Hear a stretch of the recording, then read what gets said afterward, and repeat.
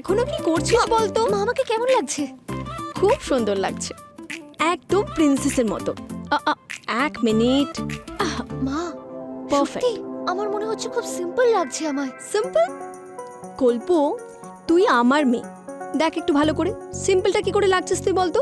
হ্যাঁ, এই ব্রাইডাল গেটআপে তোকে খুব সুন্দর দেখাচ্ছে। সত্যি? ব্যাস এক সেকেন্ড আমার মেয়ের জন্য কারোর নজর না লাগে। বাবা কোথায়? আমি বাবাকেও জিজ্ঞেস করতে চাই। আরে বাবা? সামলে কল্প। রাজন, এই কাজটা ভালো হবে তো? এই কাজটা কালকের মধ্যে হয়ে যাওয়া দরকার, ঠিক আছে? আচ্ছা আর একটা কথা, এই গেস্ট হাউসের পেন্টিং হবে, ওটার একটা বাজেট করো। কাজটা যেন ভালো হয়, ছেলের বাড়ি যেন কোনো অভিযোগ না করে। স্যার, আমি সব দেখে নেব, আপনি কেন চিন্তা করছেন? বাবা গ্রেট, নাইস। বলো আমাকে কেমন লাগছে? ওফ ও হো, মা বলছে আমাকে Look সুন্দর at লাগছে, কিন্তু I her. doubt. আচ্ছা, মা বলেছে তোকে সুন্দর দেখাচ্ছে। আমার মেয়ে, মা একেবারে ঠিক বলেছে, তোকে চাঁদের মতো লাগছে। Thank you. স্যার একদম ঠিক বলেছেন ম্যাম। দেখবেন এঙ্গেজমেন্ট পার্টিতে আপনি সবার মন জয় করে নেবেন। Wait a second. ভালো লাগছে, যাও। রাজন এক মিনিট এসো। হ্যাঁ ম্যাম। হ্যালো, হ্যাঁ হ্যাঁ বলুন। কুলদীপ, বাংলোর ডিসপিউট এখনো পর্যন্ত সলভ হয়নি। এটা তোমার জন্য শেষ ওয়ার্নিং। পরের বার আর ফোন বাজবে না, তোমার মৃত্যু হবে। হুমকি দিচ্ছিস আমায়? এইসব কথায় আমি ভয় পাই না, বুঝলি? যা যা করার করে নে। কুলদীপ, কি এসব? এইসব কলস মজার হয় না কুলদীপ, আমি তোমাকে আগেই বুঝিয়েছিলাম, কিন্তু তুমি। Relax Mitali, relax. আমি ইতিমধ্যেই সিআইডিকে জানিয়েছি। আমি একটু ফ্রেশ হয়ে আসছি, ওকে? মেডিটেশন রুমে যাচ্ছি।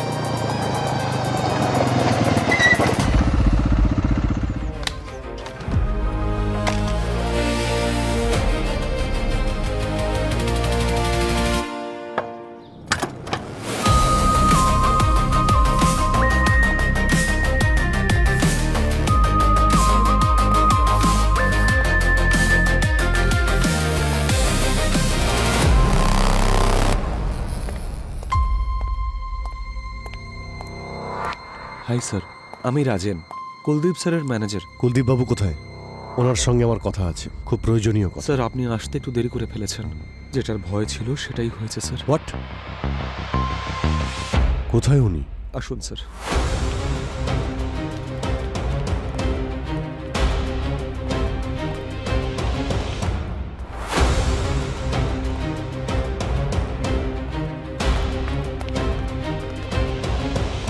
সরে যান। এক্সকিউজ মি, এক মিনিট।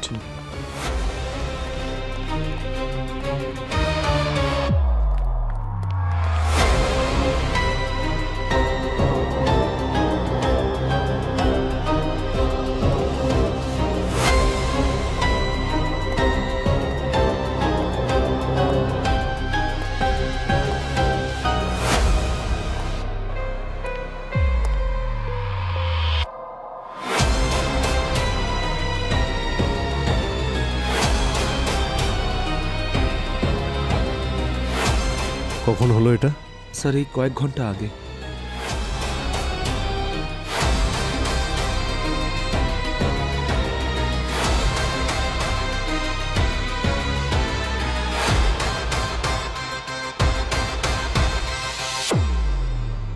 স্যার এই কুলদীপ বাবু মারা গেছেন। ওকে ওকে স্যার, ইয়া। শেষবার তুমি কখন দেখেছিলে কুলদীপ বাবুকে? শেষবার কুলদীপ স্যারকে প্রভাকর দেখেছিল।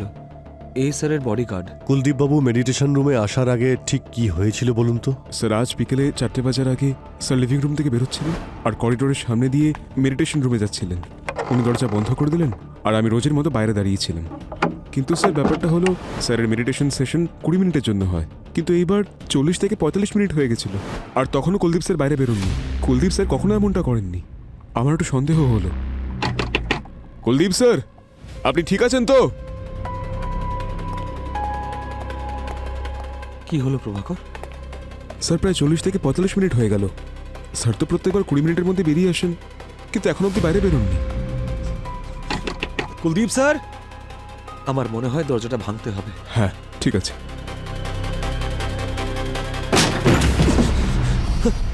Kuldeep sir, Kuldeep sir, Kuldeep sir, Kuldeep sir, sir sir এ কি হলো? খুন খুন খুন খুন হয়েছে। দেখুন দেখুন খুন হয়েছে, খুন। সরুন সরুন। কুলদীপ! Ma'am, ma'am.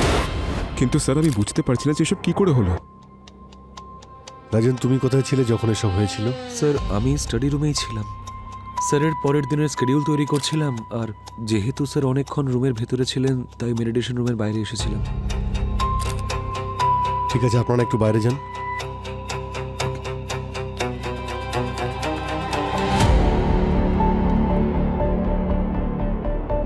পঙ্কজ, সচিন, সবার সঙ্গে একটু কথা বলো তো, দেখো যদি কিছু জানা যায়।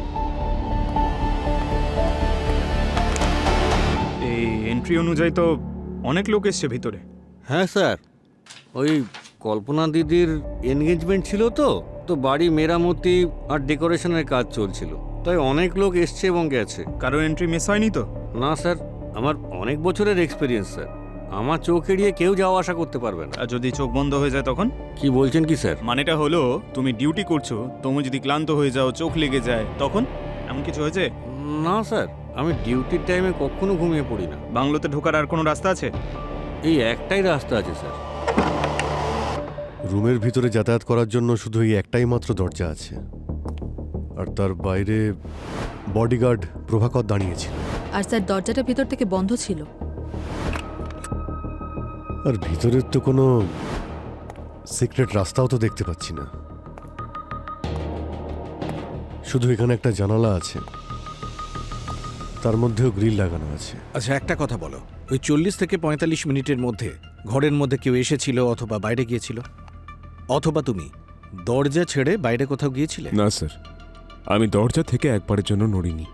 না কেউ ভেতরে এসেছে আর না কেউ বাইরে গেছে। স্যার তাহলে খুনটা হলো কি করে, আর কেই বা করেছে?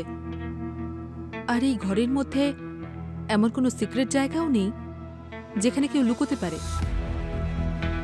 আচ্ছা, এখানে পেইন্টের স্মেল আসছে না?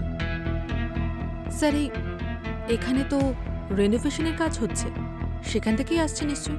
না ভিতরে, এইদিকে, না এই জানালা থেকেই আসছে মনে হচ্ছে। এই এই কিছুদিন আগেই বোধহয় পেইন্ট হয়েছে। স্যার আরে হ্যাঁ, স্যার এই দেখুন,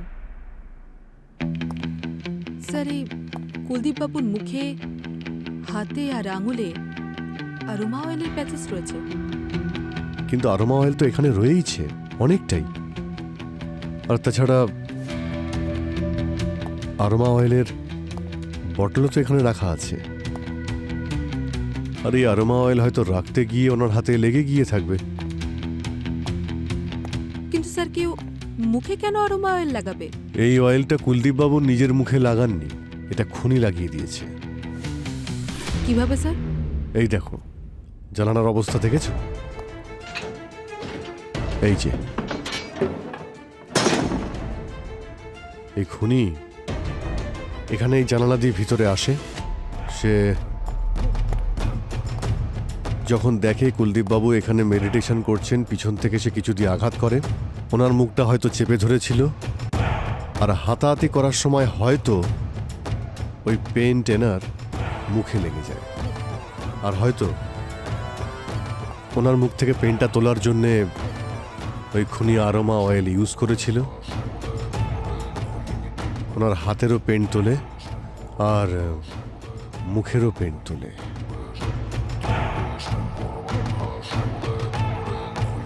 আর হয়তো কুলদীপ বাবুর বডি থেকে সোনাগুলো নিয়ে চলে যায়। সোনা? এ দেখো, ছবিতে দেখো, এই গলায়, এই যে গলায় চেন আছে, হাতে ব্রেসলেট আছে, কিন্তু এখন এনার বডিতে ব্রেসলেট, চেন কিছুই নেই। স্যার, মেনে নিচ্ছে যে খুনি এই জানলা দিয়ে এসেছে, কিন্তু ঘরটা তো সব থেকে উপরে, আর এই দেওয়ালটাও প্লেন, কোনো সাপোর্ট নেই যেটা বেয়েও উঠে আসবে। তাহলে ও উপরে উঠলো কি করে? নিচে থেকে আসেনি যখন, হয়তো উপরে ছাদ থেকে এসেছে। ছাদ থেকে কোনো দড়ি টড়ির সাহায্যে ভিতরে আসে, কুলদীপ বাবুকে খুন করে, আর তারপর ছাদের ওপর থেকেই পালিয়ে যায়। আচ্ছা রাজেন, এটা বলো যে বাড়িতে যে ডেকোরেশন আর পেন্টিংয়ের কাজ চলছে, সেই কাজে কি কেউ সুপারভাইজ করছে? ইয়েস স্যার, কুলদীপ স্যারের ওয়াইফ মিতালি ম্যাডাম।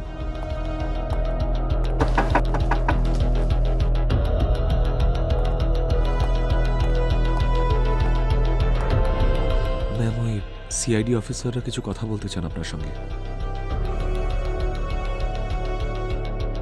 এখন কেমন আছে কল্পনা? এখনো অজ্ঞানই আছে স্যার। এত বড় একটা ধাক্কা ও সামলে উঠতে পারবে কিনা সন্দেহ।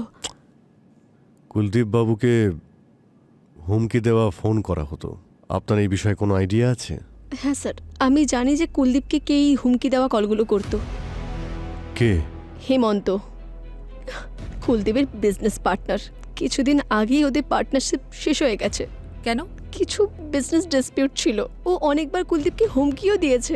আমি কুলদীপকে বলেও ছিলাম যে এই ব্যাপারে পুলিশকে জানাতে, কিন্তু কুলদীপ কখনোই আমার কথা সিরিয়াসলি নেয়নি। আর দেখুন এইসব ঘটে গেল। বাবা, বাবা, বাবা, হ্যাঁ মা, আসছি। বাবা, সব সব ঠিক হয়ে যাবে মা।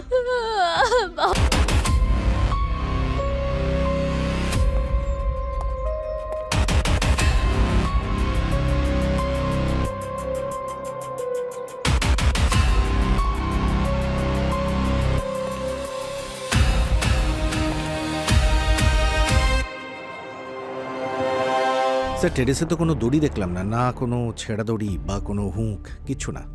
কিন্তু হ্যাঁ, এই যে ওয়ার্কার্সদের বাথরুম আছে, ওখানে বাঁশ, সিঁড়ি, পেন্টিংয়ের জিনিসপত্র ওইসব রয়েছে। ওপর থেকে যখন আসেনি তো নিচ থেকে এসেছিল। নিচে ওই সিঁড়ি আর বাঁশগুলো তো রাখাই ছিল। এখন এটা খোঁজ নিতে হবে যে কে এসেছিল, খুনটা কে করেছে। স্যার, উনি মিস্টার নকুল, এই বাংলো রেনোভেশনের কন্ট্রাক্ট নমস্কার। ইনিই দিয়েছিলেন। নকুল, তুমি তো এখানকার ইনচার্জ। আচ্ছা, তুমি কি এটা জানতে না যে ওই মেডিটেশন রুমের গ্রিলটা ওটা ভালো মতো লাগানো ছিল না? স্যার, ওই মেডিটেশন রুমের জানলায় গ্রিল ছিলই না। ওর জন্য পাখিগুলো ভেতরে ঢুকে যেত আর মেডিটেশন রুমটা নোংরা করে দিত। কুলদীপ স্যার খুব বিরক্ত হয়েছিলেন, আর মিতালি ম্যাডাম বলেন যে গ্রিল লাগিয়ে দিতে। আরে হ্যাঁ, কিন্তু গ্রিলটা তো ঠিকঠাক লাগাতে হবে। আসলে স্যার, ওয়েল্ডিং শুধু বাকি ছিল, গ্রিল লাগানো হয়ে গিয়েছিল যাতে পাখিগুলো না ভেতরে আসতে পারে। আচ্ছা ঠিক আছে, এই গ্রিলের কাজ কে করেছে? এই পেন্টিং এর কাজ কে করছিল? স্যার, যজ্ঞু। যাও ডেকে আনো ওকে। স্যার, ওই যজ্ঞু আজ কাজে আসেনি। আমি সকালে ওকে ফোন করেছিলাম, কিন্তু ওর ফোনটা সুইচ অফ আছে। ওর নাম্বার কি? হ্যাঁ, এই যে। The number you are calling is currently switched off. Number তো অফ বলছে স্যার। আচ্ছা, এমনটা নয় তো আজকে এসেছিল কিন্তু তুমি ওকে দেখোনি? ওয়াচম্যানকে ডেকে আনো, যাও। স্যার,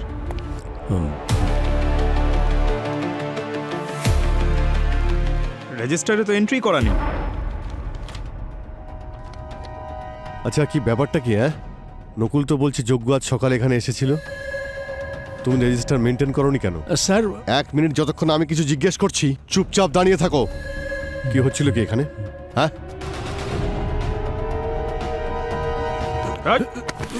চল বস। তুই যোগ্যকে ভেতরে ঢুকতে দিলি আর ওর সঙ্গে মিলে কুলদীপকে মেরে ফেললি। আমি কিচ্ছু করিনি স্যার। দেখো, আমি ভালোভাবে বলছি, এটা একটা মার্ডার কেস। সোজা একেবারে জেলে যাবে। যা কিছু জানো তাড়াতাড়ি বলে ফেলো। স্যার, আমি শুধু 20 মিনিটের জন্য গেটে ঘুমিয়ে পড়েছিলাম। হতে পারে স্যার যে ওই সময়ই যজ্ঞ বাংলোতে ঢুকে পড়েছে। তারপর কি হলো? ম্যাডাম, তারপর মেডিটেশন রুমের যখন দরজা ভাঙা হয় সেই আওয়াজেই আমার ঘুম ভেঙে যায়। স্যার, এটা হতে পারে যে ওর যখন চোখটা লেগে গিয়েছিল সেই সময় যজ্ঞ ভেতরে আসে মেডিটেশন রুমে আর খুন করে চলে যায়। নকুল, স্যার। তোমার এমপ্লয়িজের সমস্ত আইডেন্টিফিকেশন রাখো তো, মানে আধার কার্ড বা অন্য কিছু? হ্যাঁ স্যার, ওই সব ডিটেল এনার কাছে আমি রেখে দিয়েছি। পুরবি এই যজ্ঞর আধার কার্ডটা নাও তো, আর খোঁজ নাও, ওর ব্যাপারে সমস্ত ডিটেলস বের করো। আধার কার্ড দাও। স্যার, স্যার চলুন। আর পঙ্কজ, আজকে সকালে বাংলোতে যারা যারা এসেছে তাদের প্রত্যেকের লিস্টটা বানাও। ফিঙ্গারপ্রিন্টস, আইডেন্টিফিকেশন, সবার ডিটেলস বের করো। স্যার, বস, এইটা কুলদীপের স্কিনের স্যাম্পল, আর এতে পেইন্টেড ট্রেসেস পেয়েছি। নতুন কিছু বলো শাহরুখে। এতে আমি স্টেরিক অ্যাসিডের ট্রেসেস পেয়েছি। এইটাই হচ্ছে নতুন। Steric acid? আর এটা কিসে ব্যবহার করা হয়? পুরবি, এমনি তো এই স্টেরিক অ্যাসিড প্রত্যেক পেন্টেই অল্প বিস্তর থাকে, কিন্তু এখানে বিষয়টা অন্যরকম। এখানে উইন্ডোতে যে গ্রিল ছিল আর যেখানে যেখানে রেনোভেশনের জন্য পেইন্ট হয়েছিল সেখানে স্টেরিক অ্যাসিডের ট্রেসেস পাইনি। সরি স্যার, আমি কিছু বুঝলাম না। আমি বোঝাচ্ছি পঙ্কজ, আসলে খুনি পেইন্ট স্টেন মোছার জন্য এই স্টেরিক অ্যাসিড কুলদীপের বডিতে লাগিয়ে দিয়েছিল। কিন্তু স্যার, আপনি তো এক্ষুনি বললেন যে ওই অ্যাসিডটা গ্রিল বা পেইন্টের স্যাম্পেলের সঙ্গে ম্যাচ করেনি। এটাও হতে পারে যে এই স্টেরিক অ্যাসিড মার্ডার ওয়েপেন থেকে এসছে শরীরে। আচ্ছা সালুখা স্যার, পেইন্টের বাইরে এই স্টেরিক অ্যাসিড আর কোন কোন জিনিসে ব্যবহৃত হয়? সচিন, পেইন্ট ছাড়া এই স্টেরিক অ্যাসিড আসলে কসমেটিকে আর স্কিন কেয়ারের জিনিসে ব্যবহার করা হয়, যেমন হচ্ছে সাবান, শ্যাম্পু, এই ধরনের তাহলে জিনিস। শাহরুখে কুলদীপও নিশ্চয়ই এগুলো ব্যবহার করতো।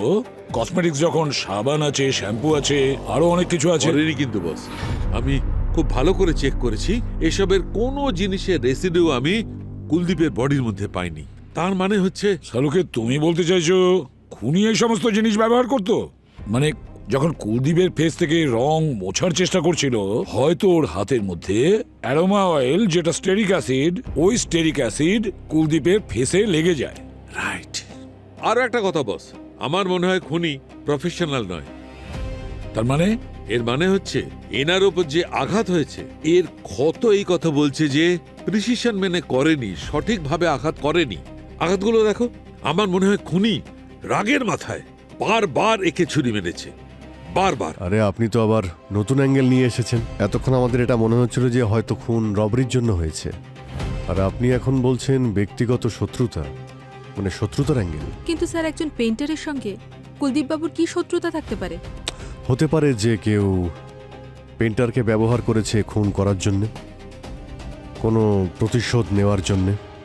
অভিজিৎ, এই কেসে একটা নাম আমার মাথায় ঘুরছে, সে হলো কুলদীপের এক্স বিজনেস পার্টনার, যার সঙ্গে কুলদীপের শত্রুতা ছিল, হেমন্ত। মিস্টার হেমন্ত, কুলদীপ বাবুর সঙ্গে আপনার পুরনো ঝামেলা ছিল ল্যান্ড ডিল আর বাংলোর ওনারশিপ নিয়ে। হ্যাঁ, আপনি ঠিক বলছেন। যখন আমরা বাংলোটা কিনেছিলাম তখন আমরা পার্টনার ছিলাম, আর আমরা বাংলোটা ভেঙে বিল্ডিং বানাতে চেয়েছিলাম, আর কুলদীপ বাংলোটা কেড়ে নিল। যদিও ওই প্রপার্টির 50% মালিক আমিই ছিলাম। কোনো প্রুফ আছে আপনার কাছে? দেখাচ্ছি, এই দেখুন।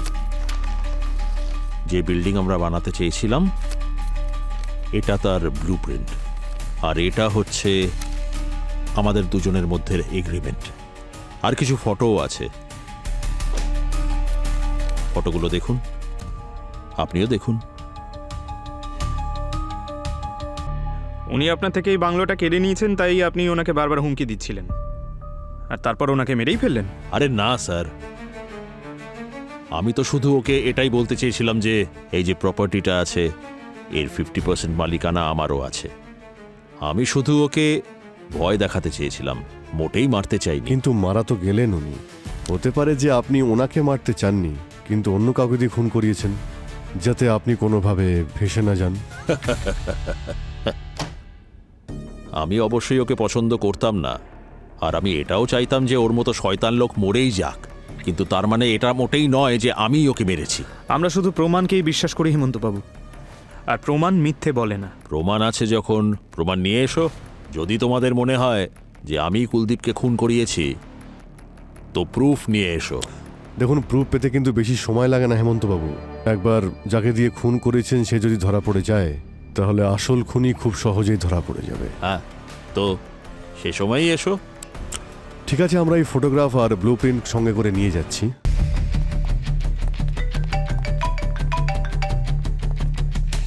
হ্যাঁ পুরবি, গ্রেট। কোথায়? হ্যাঁ ঠিক আছে, যাচ্ছি যাচ্ছি। যজ্ঞর খোঁজ পাওয়া গেছে, ওর সঙ্গে আমি দেখা করে আসছি। তুমি হেমন্তর ব্যাপারে খোঁজ নাও, আর কুলদীপের ফোন রেকর্ডও চেক করো, ঠিক কারা কারা ওর পিছনে পড়েছিল। স্যার। হ্যাঁ হ্যালো, আরে আমি বলছি, তোমার স্বামী। হ্যাঁ, আরে ব্যাপারটা হলো নতুন ফোন নিয়েছি, আর এটা হচ্ছে আমার নতুন নাম্বার, সেভ করে নিও, ঠিক আছে? আর কাউকে একদম দেবে না এই নাম্বারটা, ঠিক আছে? আর শোনো, আজ আমি প্রথমবার প্লেনে চড়তে চলেছি। কি যজ্ঞবাবু, একটু সময় আছে আপনার কাছে? আমাদের একটু কথা রয়েছে। কে আপনারা? আমি অচেনা মানুষের সঙ্গে কথা বলি না। আরে আমরা অচেনা লোক নই, তোমার শ্বশুর বাড়ির লোক। শ্বশুর বাড়ি আমার? সিআইডি থেকে। সিআইডি? কি হয়েছে স্যার? কিছু না, এই নতুন ফোন, নতুন নাম্বার, প্লেনের টিকিট। হ্যাঁ, না না অবাক হও না। আর এইসব কেনার জন্যে তো ফটো আইডি লাগে, আর ফটো আইডির জন্য তুমি আধার কার্ড ব্যবহার করেছো, বেশ এটাই ভুল করে ফেলেছো। তোমার আধার কার্ডের উপরেই কিন্তু আমাদের নজর ছিল। চলো শ্বশুর বাড়ি যাই আমরা। হ্যাঁ, শ্বশুর বাড়ি না। আরে আরে তোমরা কেন দাঁড়িয়ে আছো? সব কাজ কি সিনিয়র করবে নাকি? যাও যাও, তাড়াতাড়ি যাও।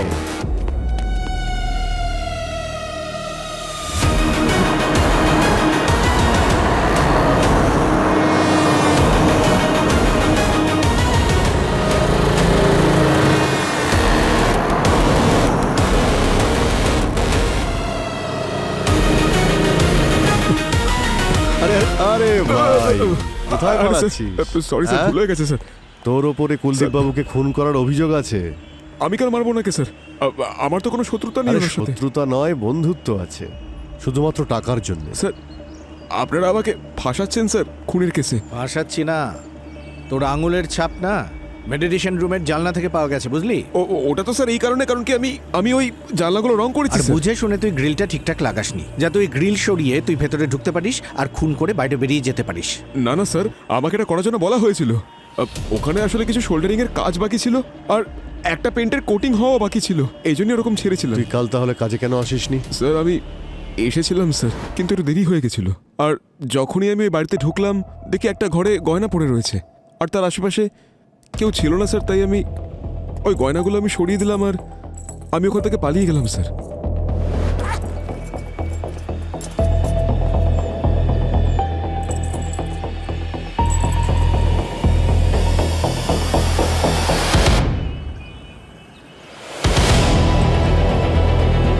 স্যার, এটা তো সেই জুয়েলারি যেটা কুলদীপ বাবুর কাছ থেকে চুরি হয়েছে।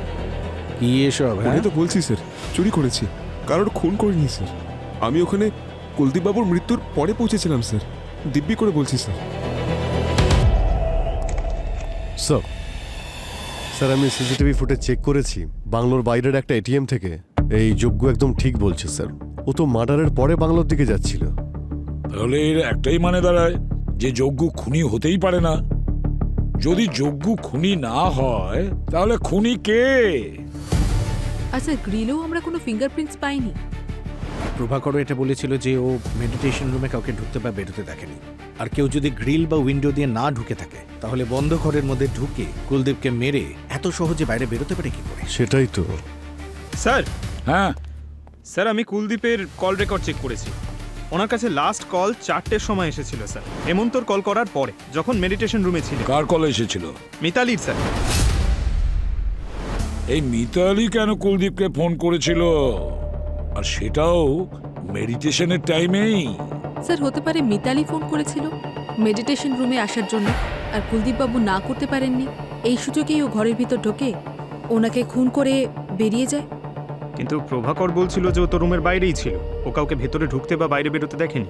পঙ্কজ, এরকম খুন কারোর সাহায্য ছাড়া হয় না, কেউ না কেউ তো সঙ্গে আছেই। হতে পারে প্রভাকর আর মিতালি একসঙ্গে করেছে। আরও একটা কথা স্যার, এই কুলদীপ মারা যাওয়ার পর বিজনেস আর প্রপার্টি তো মিতালির নামেই হওয়ার কথা ছিল। আচ্ছা, তাহলে এই ব্যাপার। তাহলে অভিজিৎ, ডেকে নাও ওদের দুজনকে বিউরোতে। জানা তো যাবে যে প্রভাকর আর মিতালি দুজনে মিলে কোন জট পাকাচ্ছে। মা, কোথায় যাচ্ছ? বাবু, আমি অফিসে যাচ্ছি। অফিস কেন? একটা খুব দরকারি কাজ আছে। তোমার বাবা যদি থাকতো তাহলে আমি যেতাম না, উনিই যেতেন। কিন্তু এখন বাবা তো নেই না, আমাকেই তো যেতে হবে। বলো, আমাকেই অফিসে যেতে হবে। তাড়াতাড়ি এসো মা, প্লিজ। হ্যাঁ, দেখো রাজেনও এসে গেছে। এক কাজ করো, তুমি ওর সাথে ঘরে বসে কথা বলো, আমি খুব তাড়াতাড়ি চলে আসবো, কেমন?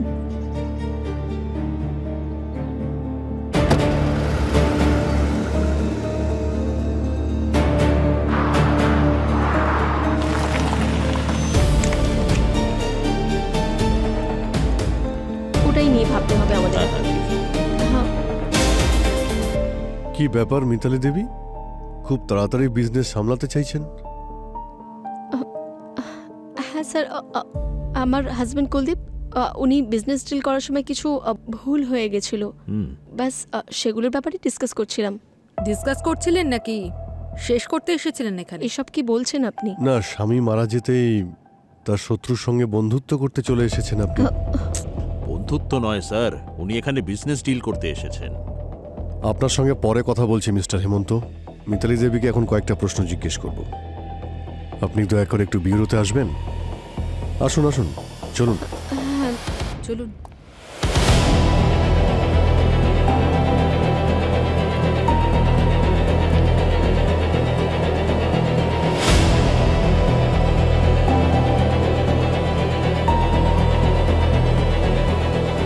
মিতালি, একটা কথা বলো, যখন কুলদীপ মেডিটেশন রুমে ছিল তখন তুমি ওকে ফোন করেছিলে কেন? আর এ কথা আমাদের কেন লুকিয়েছো? অদ্ভুত তো, ওই কল আর এই কিসের সাথে কি সম্পর্ক হতে পারে? সম্পর্ক আছে কি নেই সেটা আমরা ডিসাইড করব মিতালি দেবী। আমি তো বলছি যে তুমি প্রভাকরের সঙ্গে হাত মিলিয়ে কুলদীপকে খুন করেছো। প্রভাকর, তুমি এরকম কেন করলে? নিজের বসকে তুমি খুন করলে? দেখো, মিথ্যে বলো না, তোমার ফিঙ্গারপ্রিন্ট কিন্তু আমরা বডির ওপর থেকে পেয়েছি। স্যার, আমি মারিনি স্যার। আর আমি ওনাকে কেন মারবো? আর ফিঙ্গারপ্রিন্ট যখন আমি ওনাকে ছুঁয়েছিলাম তখন লেগে গেছে হয়তো। তাহলে মিতালি ম্যাডাম কেন বললেন যে তোমার সঙ্গে তোমার বসের নাকি খুব ঝামেলা হয়েছিল? তুমি ওনাকে মেরে ফেলার হুমকি দিয়েছিলে? না স্যার, এমন তো কোনো ঝগড়া হয়নি আমাদের। উনি মিথ্যে বলছেন। মিথ্যে কেন বলতে যাবে? স্যার, উনি আমাকে ফাঁসাতে চাইছেন। আর আমার তো সম্পূর্ণ সন্দেহ আছে যে উনি স্যারের খুন করেছেন। এটা কেন? কারণ স্যারের মরে যাওয়ার পর মিতালি ম্যাডাম স্যারের সবকটা ব্যবসা তার নিজের নামে করে নিয়েছে। স্যার, আমার না সম্পূর্ণ সন্দেহ আছে যে টাকার জন্য মিতালি ম্যাম স্যারকে মেরে ফেলেছেন। আমি কুলদীপকে কল করেছিলাম, কারণ আমি কুলদীপকে মনে করাতে গেছিলাম আমাদের সম্বন্ধী আসছে, তাকে নিয়ে আসার জন্য এয়ারপোর্ট যেতে হতে পারে। বাহ বাহ বাহ, আমার একটা নতুন গল্প। তাহলে যখন কুলদীপ খুন হয় তখন তুমি কোথায় ছিলে? আমি আর আমার মেয়ে কল্পনা, আমরা দুজন ভিডিও কলে ছিলাম ইভেন্ট ম্যানেজমেন্ট কোম্পানির ম্যানেজারের সাথে। স্যার, 2 মাস বাদেই আমার মেয়ের বিয়ে হতে চলেছে। বিয়ের প্রস্তুতির জন্যই আমরা কথা বলছিলাম। আপনারা যদি চান তাহলে ম্যানেজারের সাথে ক্রস চেক করতেই পারেন। সে আমরা ক্রস চেক করেই নেব মিতালি দেবী, কিন্তু যতক্ষণ না আমাদের ইনভেস্টিগেশন সম্পূর্ণ হচ্ছে আপনি শহর ছেড়ে বেরোতে পারবেন না, বুঝলেন আপনি?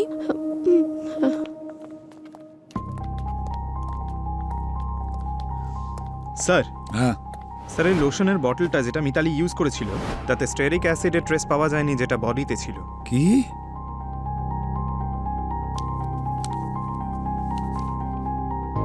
অভিজিৎ, এটা যে দেখছো এই ব্লু প্রিন্ট, এটা পুরনো বাংলোর ব্লু প্রিন্ট যেটা হেমন্ত আমাদের দিয়েছে।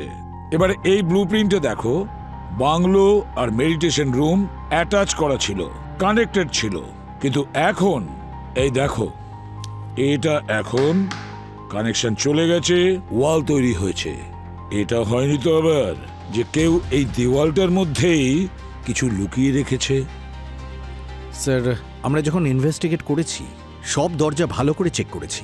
সব দরজা কিন্তু খুব ভালো করে বন্ধ করা ছিল, কোনো গ্যাপ ছিল না। কিন্তু স্যার, বন্ধ ঘরের মধ্যে খুনি কি কর্পূরের মতন উবে গেল নাকি?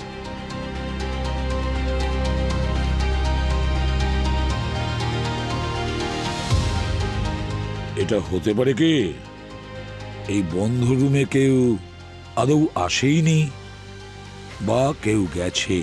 মানে স্যার, মানে পুরবি এটাও হতে পারে খুনি আগে থেকেই ওই বন্ধ রুমে ছিল, আর তারপর খুন করার পরে ওই বন্ধ রুম থেকে বের হয়নি, ওখানেই ছিল ওই বন্ধ রুমে। স্যার একটু ডিটেলসে বলুন না। Please sir.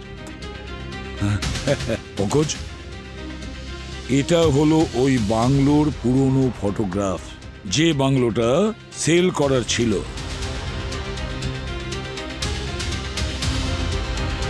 আর এটা হলো ওই রুমের এখনকার কারেন্ট ছবি, ক্রাইম সিনের রিসেন্ট ফটোগ্রাফ।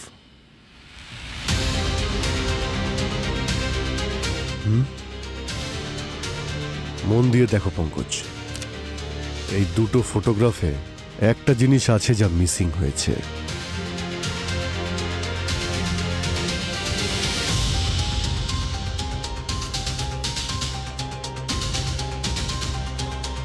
ও আচ্ছা, বুঝেছ পঙ্কজ?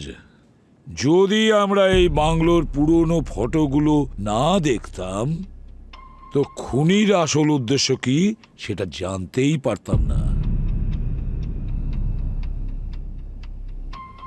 এই ফটোগ্রাফে এখানে একটা স্ট্যাচু ছিল। সেই স্ট্যাচুটা কোথায় মিতালি দেবী? ওই স্ট্যাচুর কথা আমাকে কুলদীপ বলেছিল যে ওই স্ট্যাচুটা ড্যামেজ। হ্যাঁ স্যার, মনে পড়েছে। কুলদীপ স্যার আমাকে বলেছিলেন ওই মূর্তিটা রিপেয়ার করানোর কথা। এই মূর্তিটা ভেঙে গেছে, এটা রিপেয়ার করতে দাও। আচ্ছা স্যার। এখন সেই স্ট্যাচুটা কোথায়? স্যার, ওই স্ট্যাচুটা আমি গ্যারাজে রেখে দিয়েছিলাম। নিয়ে এসো।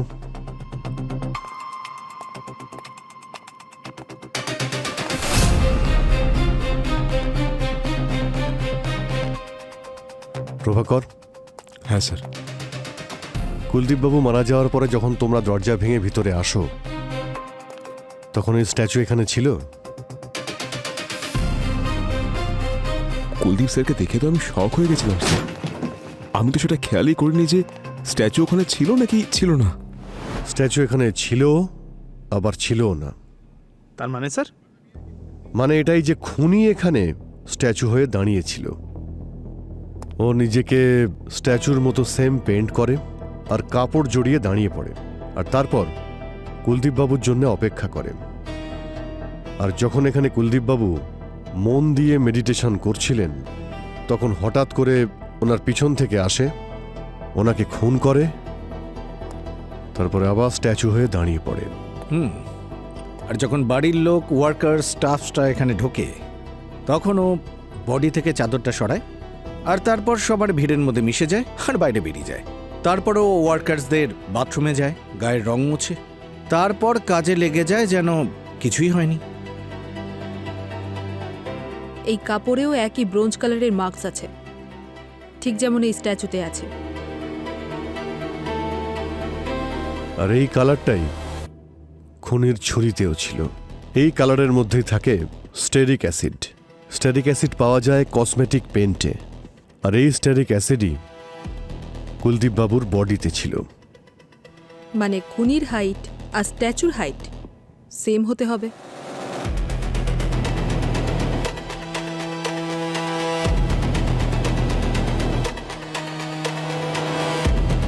এখন প্রশ্ন এটাই যে কার কার হাইট স্ট্যাচুর হাইটের সঙ্গে ম্যাচ করে। আর যতদূর আমার মনে হচ্ছে শুধু একজনই আছে, বল্লু।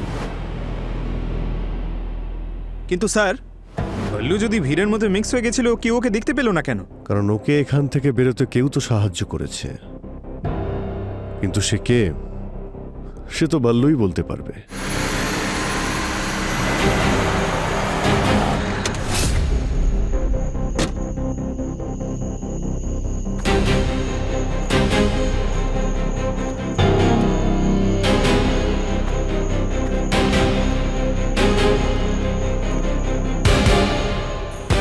ভাই সব ঠিক আছে তো? এটা হচ্ছে তোমার কাজের লাস্ট ইনস্টলমেন্ট। Thank you. একটা কথা মাথায় রেখো, সিআইডি কিন্তু জানতে পেরে গেছে যে কুলদীপ স্যারের মার্ডারের পেছনে তোমার হাত আছে। তাই অ্যাজ সুন অ্যাজ পসিবল এই শহরটা ছেড়ে তুমি চলে যাও। ঠিক আছে, চলো এগোলাম।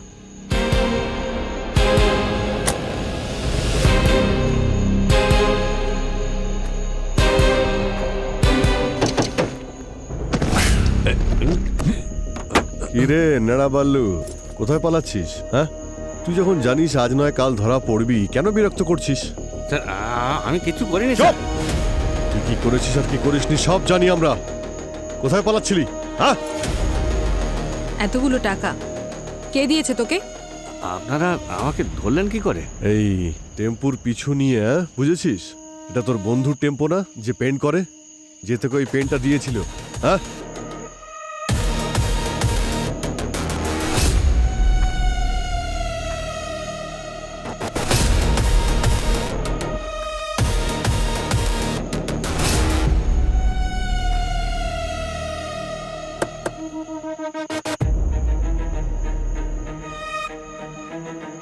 কে দিয়েছে তোকে টাকা? এই বল। হ্যাঁ সচিন, কি?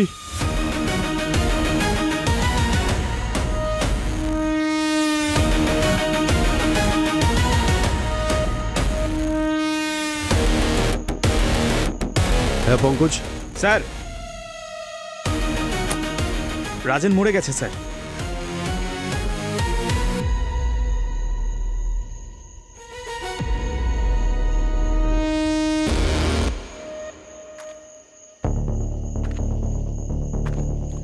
কিরে বেল্লু, প্রথমে তুই কুলদীপকে খুন করলি, তারপর রাজেনকে খুন করলি। স্যার আমি রাজেনকে মারিনি স্যার, আমি দেখা করেছিলাম, তারপর টাকা নিয়ে বেরিয়ে পড়ি ওখান থেকে। কুলদীপকে আমি মেরেছি স্যার, তাও ওই রাজেনের কথাতে।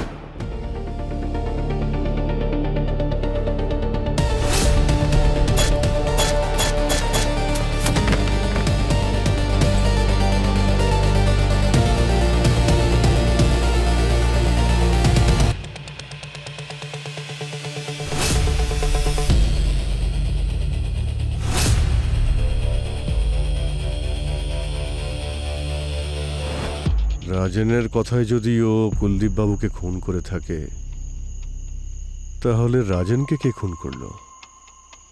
মানে এমন কেউ আছে যে চায় না রাজেন আমাদের হাতে ধরা পড়ুক। আসল খুনি কিন্তু এখনো ঘুরে বেড়াচ্ছে। বস বস টেস্ট রিপোর্টে জানা গেছে যে রাজেনের মৃত্যু বিষের কারণেই হয়েছে। একটা রেজিন বেস কম্পাউন্ড পাওয়া গেছে যা লিপ বামে মেশানো ছিল। তার মানে যে খুন করেছে সে জানতো যে রাজন লিপ বাম ব্যবহার করত। স্যার, হ্যাঁ, রাজেনের ল্যাপটপ পেয়েছি, তাতে পাসওয়ার্ড রয়েছে, ওটা ক্র্যাক করার চেষ্টা চলছে। কিন্তু ল্যাপটপ ব্যাগে একটা গিফট বক্স পেয়েছি, এতে একটা ডায়মন্ড পেন্ডেন্ট আছে। বিল পেয়েছি রাজেনই এটা কিনেছিল, কিন্তু ইন্টারেস্টিং বিষয় যে এই ডায়মন্ড পেন্ডেন্টে যে ইনিশিয়ালটা আছে সেটা হলো এম।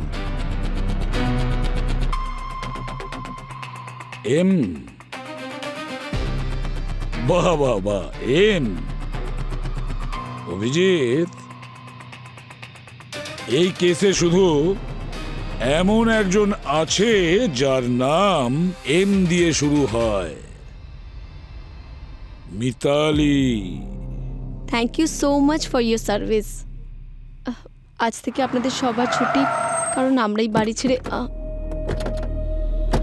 কি হলো মিতালি দেবী, এসব লাগেজ টাগেজ গুছিয়ে আপনি যাচ্ছেনটা কোথায়? আসলে স্যার, আমি আর কল্পু আমরা আমাদের পুরনো বাড়িতে যাচ্ছিলাম, কারণ কুলদীপের মারা যাওয়ার পর আমাদের এই বাড়িতে থাকাটা একটু মুশকিলের হয়ে যাচ্ছে, আর এটা করলে কল্পনারও একটু চেঞ্জ হয়ে যাবে।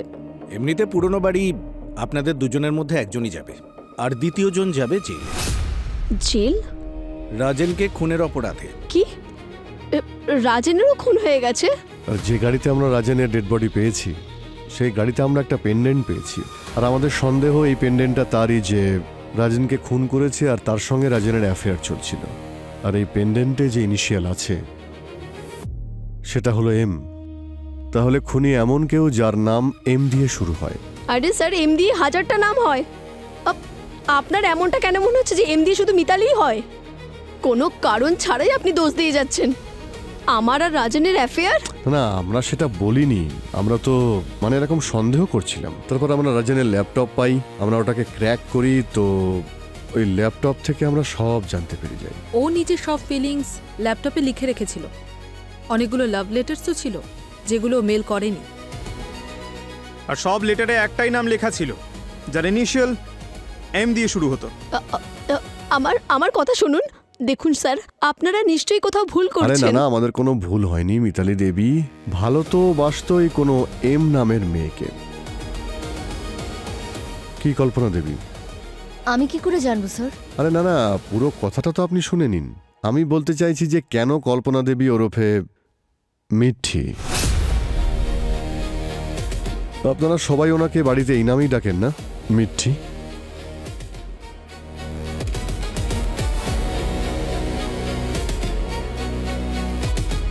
আমরা তোমার কলেজের লকার থেকে এই বিষের শিশিটা পেয়েছি। এটা সেই বিষ যেটা তুমি রাজনের লিপ বামে মিশিয়েছিলে। ব্যাস, অনেক হয়ে গেছে কল্পনা। এবার সত্যি করে বলো যে রাজেনকে তুমি কেন মারলে, যাকে তুমি ভালোবাসতে? আমি রাজেনকে ভালোবাসতাম না, ও আমাকে ভালোবাসতো। তাই নিজের লাভের জন্য আমি ওকে ইউজ করেছি। মিঠিকে আমি যখনই আমার মনের কথা বলতে যাই, জানি না কেন ঘাবড়ে যাই। বুঝতেই পারি না কি করে বলবো ওকে যে আমি ওকে ভালোবাসি।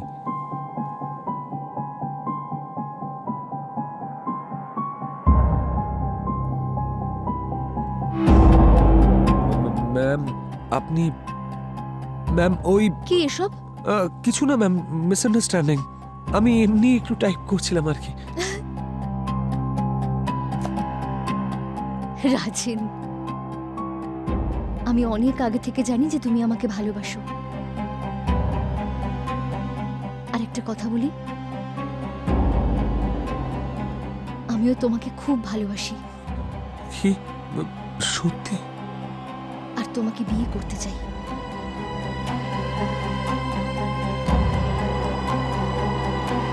কিন্তু কি করে হবে?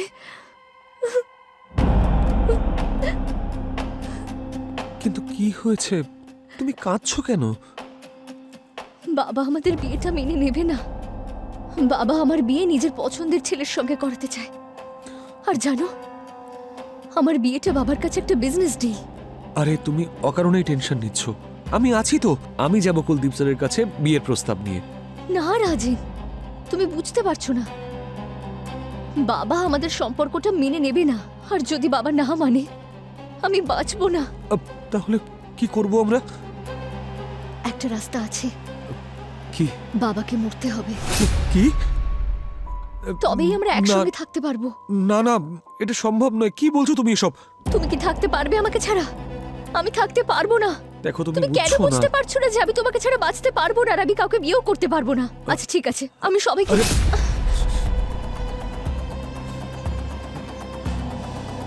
ঠিক আছে, তুমি যখন বলছো আমি দেখছি কি করা যায়। আমি রাজেনকে ব্যবহার করেছি যাতে বাবা জোর করে আমার বিয়ে না দিতে পারে। রাজেন বাল্লুর মাধ্যমে বাবাকে খুন করেছে। কিন্তু যখন আমি জানতে পারলাম যে রাজেনও এক্সপোজ হতে চলেছে, তখন আমি ওকেও রাস্তা থেকে সরিয়ে দিলাম, নইলে আমিও ধরা পড়তাম। কিন্তু রাজেনকে তুমি বিয়ে করতে চাইছিলে না কেন? আমি কাউকে বিয়ে করতে চাইনি, বাবার ছেলে হতে চেয়েছিলাম। বাবার বিজনেস, বাবার এম্পায়ারকে বাড়াতে চেয়েছিলাম। কিন্তু বাবার চিন্তা ভাবনা অনেক ছোট ছিল। একজন মেয়ে পড়াশোনা করে বিয়ে করবে, আমি এই মানসিকতাটা বদলাতে চাইতাম। আর আমি অনেক চেষ্টা করেছি, কিন্তু বাবার জন্য যেন আমি একটা বিজনেস ডিল ছিলাম। তাই তো মা। স্যার, আমাদের মেয়েদের কোনো নিজস্ব লাইফ নেই নাকি? নিজের অস্তিত্ব, নিজের ইচ্ছে কিচ্ছু নেই নাকি? সারা জীবন শুধু ছেলেদের কথা শোনো, এটা কর, ওটা কর, এটা করিস না, ওটা করিস না। সব সময় আমারও একটা লাইফ আছে। নিজের জীবনটাকে নিজের মতো বাঁচতে চাইতাম। চাইতাম যে যেটা আমি করতে চাই সেটাতে যেন সাপোর্ট করা হয়। আমাদেরও বলার অধিকার আছে, নিজের মতো করে জীবন বাঁচার অধিকার আছে। কল্পনা, অধিকার আছে, আর আজকালকার দিনে অধিকার সবার আছে। হ্যাঁ, তোমার বাবার মতো মানুষের সঙ্গে তোমার অধিকারের লড়াই লড়তে হলে তারও রাস্তা আছে, কিন্তু যে রাস্তা তুমি বেছেছো সেটা ভুল। তোমার এই সিদ্ধান্তই তোমার পুরো জীবনটাকে শেষ করে দিল। এবার তোমার বাকি জীবনটা জেলের মধ্যেই বসে কাটাতে হবে তোমাকে।